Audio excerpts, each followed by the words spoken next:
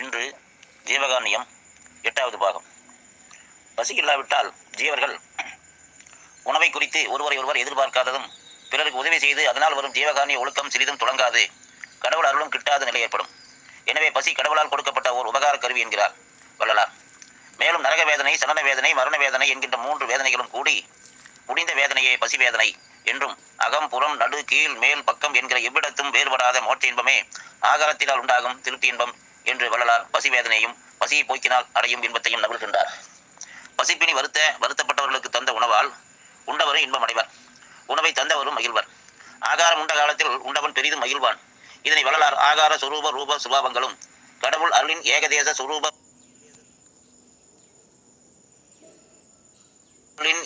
சுரூப ரூப சுபாவங்களாகவே அறிய வேண்டும் என்கிறார்.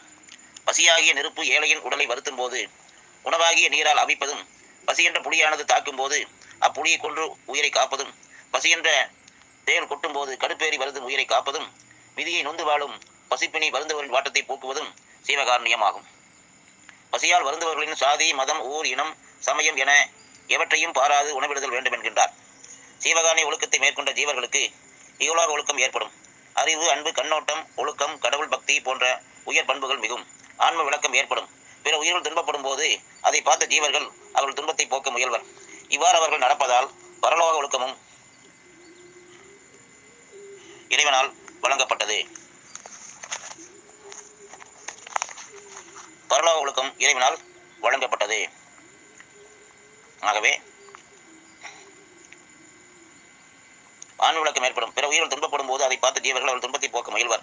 இவ்வாறு அவர்கள் நடப்பதால் பரலோக ஒழுக்கம் இறைவனால் வழங்கப்படும் என்பது ஜீவகாருண்ய ஒழுக்கத்தை மேற்கொள்பவர்கள் பெறுவர்.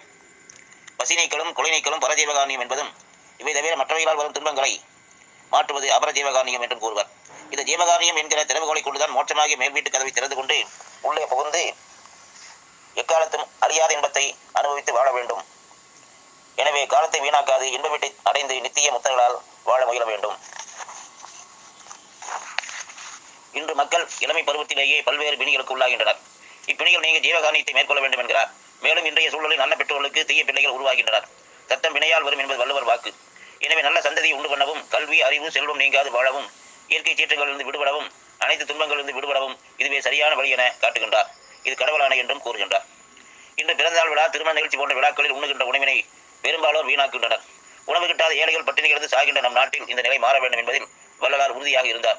இதனை வள்ளலார் விவாகம், புத்திரப்பேறு, தெய்வம் படைத்தல் முதலிய பல வகை செயல்கள், வெவ்வேறு சடங்குகளும், வேறு வினோதங்களும், வேறு பெருமைப்பாடுகளும் குறித்து பொருட்செலவு செய்தலை அமைத்து விவாகம் முதலிய அந்தந்த செய்களில் பசித்த ஜீவர்களுக்கு பசி ஆற்றுவித்து இன்பத்தை உண்டு பண்ணுகின்ற சிறப்பணியை செய்ய வேண்டும் என்றும், அப்படி அவர்கள் செய்தால் பல மடங்கு இன்பத்தை அடைவர் என்று கூறுகின்றார். மக்களில் சிலர் கண்டதே காட்சி கொண்டதே கோலம் என்று வாழ்கின்றனர். நாட்டில் இருக்கும் ஏழைகளை பற்றிய கவலையும் இருப்பதில்லை. இந்த நிலை மாற வேண்டும் என்கிறார் வள்ளலார். பண்டைக்காலம் முதல் இன்று வரை வள்ளலாரை போன்ற நல்லோர் வாழ்வதால் தான் உலகம் நிறைவேற்றி இருக்கிறது. ஆபுத்திரன், மணிமேகலை போன்ற குணமுள்ளவர்கள் இன்றும் வாழ்கின்றார்கள்.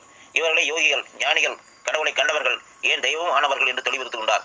எனவே ஜீவகாருண்ய ஒழுக்கத்தினால் வரும் விளக்கமே கடவுள் விளக்கம் என்றும், அதனால் வரும் இன்பமே கடவுள் இன்பம் என்றும், இவ்விளக்கத்தையும் இன்பத்தையும் பலகாலம் அறிந்து அனுபவித்து நிறைவு பெற்ற சத்திய ஞானிகளை முத்தர்கள் என்றும், அவர்களை கடவுளை அறிவால் அறிந்து கடவுள் மயம் ஆனவர்கள் என்றும் சத்தியமாக அறிய வேண்டும் என்கிறார் வள்ளலார்.